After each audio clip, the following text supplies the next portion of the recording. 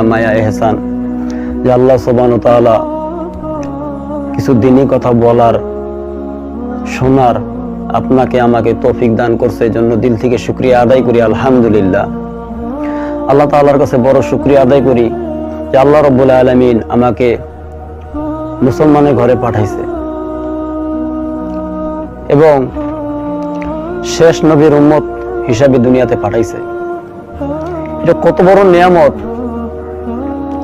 অন্যান্য জামানার নবী আলাইহিস সালাম তারা আল্লাহ তাআলার কাছে সুপারিশ করছে যে হে আল্লাহ, আমাদেরকে নবী না বানাইয়া শেষ নবীর উম্মত হিসাবে যদি দুনিয়াতে পাঠাইতেন। আল্লাহ রাব্বুল আলামিন আপনাকে আমাকে বিনা দরখাস্তে শেষ নবীর উম্মত হিসাবে দুনিয়াতে পাঠাইছে। এই শুকরিয়া আদায় করা যাবে না। তাম দুনিয়ার জন্য, সমস্ত মাখলুকাতের জন্য হুজুর পাক সাল্লাল্লাহু আলাইহি ওয়াসাল্লাম রহমত স্বরূপ। এজন্য শুকরিয়া আদায় করা। আজকে আল্লাহ রাব্বুল আলামিন আমাকে দুইটা চোখ দান করছেন, দুইটা হাত দান করছেন, কথা বলার শক্তি দান করছেন, চলতে ফিরতে পারি, মাথায় ভালো খারাপ বোঝার তৌফিক দান করছেন। মহাসাগরের মাঝখানে যখন কেউ হাবুডুবু খায়, চারদিকে তার জন্য কুল কিনারা নাই, শুধু পানি আর পানি। আল্লাহ রাব্বুল আলামিনের এত নিয়ামত, এই নিয়ামতের মাঝখানে আপনি আমি হাবুডুবু খাচ্ছি। আপনার জন্য আমার জন্য আল্লাহ রাব্বুল আলামিন কত মাখলুকাত আমাদের সেবা আল্লাহ তাআলা দুনিয়াতে পাঠাইছেন।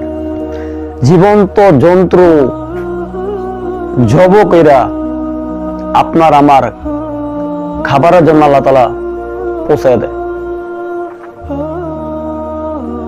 তবে আল্লাহ রাব্বুল আলামিন আপনাকে আমাকে পাল্টাছেন।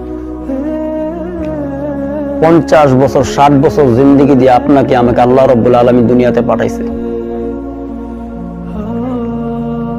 এই 50 বছর 60 বছর জিন্দেগির ভিতরে এমন কোন দিন, এমন কোন মাস, এমন কোন বছর, এমন কোন রাত আছে শুধু আল্লাহ তাআলার জন্য ইবাদত করছি। আমি গুনাহগার। যে বলা হয়েছে কি তামাম দুনিয়ার ভিতরে যত মখলুকাত আছে, সমস্ত মখলুকাত সহ সমস্ত উম্মত মুহাম্মাদী যত মখলুকাত আছে সব কিছুর ভিতরে আল্লাহ তাআলা আমাকে বানাইছে। আমি সব কিছু থেকে নিকৃষ্ট। যখন আমি আমাকে নিকৃষ্ট মনে করব, তো আল্লাহ রাব্বুল আলামিনের কাছে আমি দামি হয়ে যাব। যে তামাম দুনিয়ার মানুষ আপনাকে যখন নিচ থেকে টাইনা ধরে, আল্লাহ রাব্বুল আলামিন আপনাকে যখন উপর দিকে টাইনা উঠায়, কারো কোনো ক্ষমতা নাই, যোগ্যতা নাই আপনাকে ধরে রাখার। আর তামাম দুনিয়ার মানুষ যদি আপনাকে উপরে উঠায় নেয় আর আল্লাহ তাআলা যদি আপনাকে নিচে দাবায় রাখে, কারো কোনো যোগ্যতা নাই। এটা বুঝতে হবে। দিলকে বুঝানো যে নফস নিজে কিছু সময় নিজেকে বুঝান। এক পাতিলের আমরা খানা খাইতেছি, আমি বৃদ্ধ হইতেছি, আমার সন্তান যৌবন লাভ করতেছে। খানার কোনো যোগ্যতা নাই, সবকিছু করে একমাত্র আল্লাহ তাআলা। আপনাকে আমাকে বানানোর, এই দুনিয়া বানানোর 50,000 বছর আগে আল্লাহ তাআলা আপনার আমার রিজিক লিখে ফেলাইছে। শুধু আমরা রিজিকের পিছনে দৌড়াইতেছি। আজকে প্রতিযোগিতা নেমে গেছি। হাজার হাজার কোটি টাকার মালিক, দিনমজুর রিকশাওয়ালা 200 টাকা 500 টাকা কামাই করে, তার কোনো অভাব নাই, সুখে শান্তিতে আরামে ঘুমায়, রাস্তায় ইটের উপরে মাথা রেখে ঘুমায়, শান্তির ঘুম। আজকে কোটিপতি, আজকে আমার ঘুম নাই, সুখ কাইরা নিছে আল্লাহ তাআলা। আজকে দুনিয়ার আসবাব, দুনিয়ার মোহে পড়া আমার জিন্দেগিটাকে কিভাবে আমি বড় হব, বড়কে আল্লাহ রাব্বুল আলামিন বিগত দিনে যদি আমরা খেয়াল করি, কারণ তার ইতিহাস যদি আমরা জানতে যাই, বিশাল বিশাল হাতি, 60টা না কম বেশি অনেক হাতি তার সিন্ধুকের চাবি বহন করত। এত সম্পদের মালিক আল্লাহ তাআলা বানাইছে।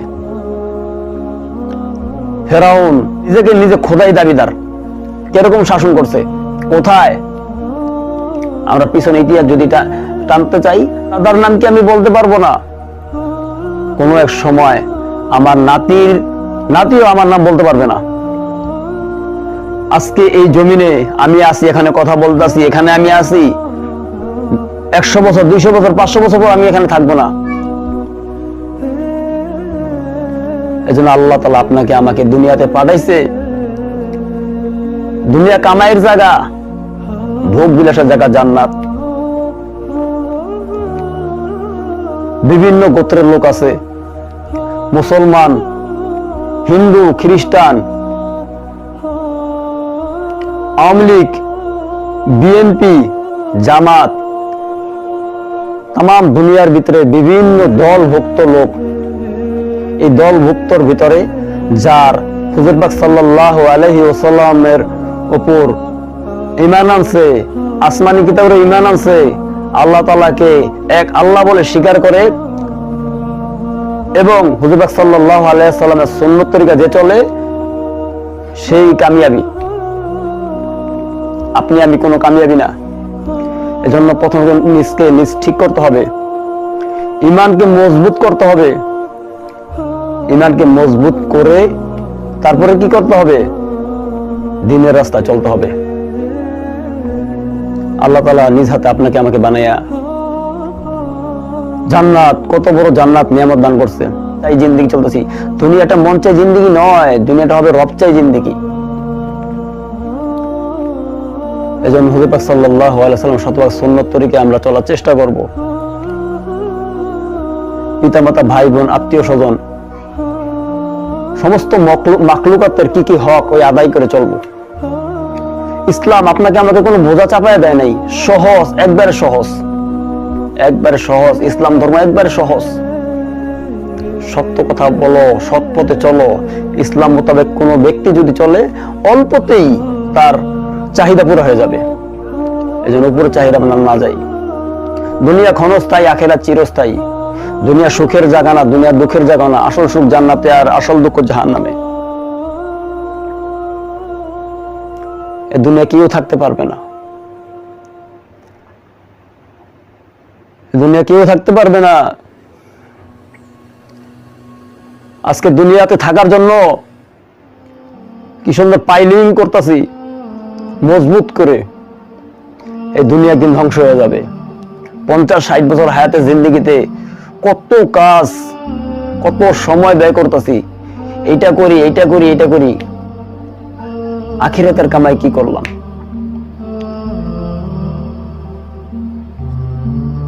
এজন্য নিজকে বোঝা, নিজকে বোঝানো অন্যায়। আল্লাহ তাআলা আমাকে বানাইছে, শয়তানকে বানাইছে। আমি আপনাকে খারাপ বলি, আঙ্গুল দিয়ে আপনাকে আমি খারাপ বলি, 3 আঙ্গুল আমাকে খারাপ বলে। আমি খারাপ, আমি খারাপ, আমি খারাপ। আমার নিজকে যখন আমি জিজ্ঞাসা করি, আমার ভিতরে কত খারাপই। আমি আলেম, আমি মুফতি, আমি মুহাদ্দিস, আমি বড় পণ্ডিত, আমি টাকাওয়ালা, রাষ্ট্রপতি, প্রধানমন্ত্রী। আমার আল্লাহ জানে আমি কি, আমার ভিতর কি আছে, আমার ভিতর কত খারাপই আছে। আমি পোশাক পরেছি, সুন্নতি পোশাক পরেছি, আমার ভিতর কত খারাপই আমি জানি। এজন্য নিজের গুনাহগুলো অনুশোচনা করে আল্লাহ তাআলার কাছে খাঁটি দিলে তওবা করি, আল্লাহর কাছে তওবা করি। আমি বান্দা গুনাহ করতে যত ভালোবাসে, আল্লাহ তাআলা তওবা করতে তার থেকে বেশি ভালোবাসে। আল্লাহ তাআলার কাছে তওবা করি, হে আল্লাহ, আমার দ্বারা তো এই গুনাহ হয়ে গেছে, আমি দিল থেকে ক্ষমা চাইছি, তুমি আমাকে মাফ করে দাও। আবার গুনাহ হইলো আবার মাফ চান, আবার গুনাহ হইলো আবার মাফ চান। 80 বছর কাট্টা কাফের, 80 বছর কাট্টা কাফেরও যদি আল্লাহ তাআলার কাছে ক্ষমা চায়, আল্লাহ তাআলা মাফ করে দিবে। কেমন আল্লাহ! আজকে দুনিয়ার বুকে 2টা কোম্পানি যদি থাকে, একটা ছোট কোম্পানি, একটা বড় কোম্পানি। ছোট কাজ, বড় কাজ, এই কাজ ভালো লাগে না আরেক কাজ করতে পারেন, আরেক কাজ ভালো না লাগে আরেক কাজ করতে পারেন। সমস্ত সমস্ত বাদশাহীর বাদশাহ আল্লাহ রাব্বুল আলামিন। আজকে আমরা মন চাই যে দিন আপনার ভালো লাগে না, আপনি আরেকজনে যাওয়ার সুযোগ নাই। আপনাকে যে বানাইছে তাকে ভালো লাগে না, আরেক জায়গায় যাবেন সুযোগ নাই। একমাত্র আল্লাহ, যাওয়ার জায়গা একটাই, আল্লাহ তাআলার কাছে। আল্লাহর হুকুম মানতেই হবে।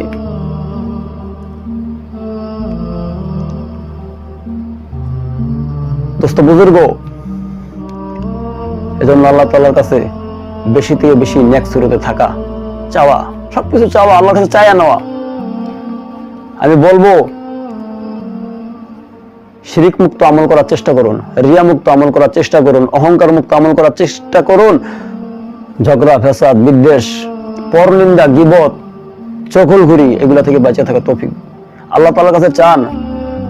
আল্লাহ তাআলা তৌফিক দান করবে এবং জ্ঞানী লোকের সাথে চলার তৌফিক যেন হয়, সেইভাবে চলার চেষ্টা করুন। বুঝমান লোকের সাথে চলার চেষ্টা করুন, হক্কানি আলেম ওলামাদের সাথে চলার চেষ্টা করুন। অন্যান্য ধর্মের ভাই বোনের আপনাদেরকে বলছি, আপনারা কোন ধর্মে আছে নিজ ধর্মটাকে যাচাই করুন। মৃত্যু অনিবার্য। বলা হয়েছে কি জান্নাত, জাহান্নাম, হাসর, কিয়ামত এগুলা নিশ্চিত। মুসলমানের জন্য বেনামাজির শাস্তি, অনেক শাস্তি, অনেক কঠিন আযাব। যদি আল্লাহ তাআলা এগুলা কিছু নাই থাকে বেঁচে গেলাম, আর যদি থাইকা থাকে তখন কি করার? আর তো সুযোগ নাই। দুনিয়া কামাইয়ের জায়গা। আপনি আপনার ধর্মে আছেন, আপনি দেখেন আপনার ধর্মটা সঠিক কিনা। আপনার কবরে আপনি যাবেন, আপনার জবাবদিহি আপনাকে দিতে হবে। এজন্য আল্লাহ তাআলার কাছে মনোনীত ধর্ম ইসলাম। আপনারা দেখে বুঝে ইসলাম ধর্ম গ্রহণ করুন। আল্লাহ তাআলা আপনাকে আমাকে সঠিক বুঝার মতো তৌফিক এনায়েত করুন। আল্লাহুম্মা আমিন। সুবহানাকা আল্লাহুম্মা ওয়া বিহামদিকা আশহাদু আল্লা ইলাহা ইল্লা আনতা আস্তাগফিরুকা ওয়া আতুবু ইলাইক।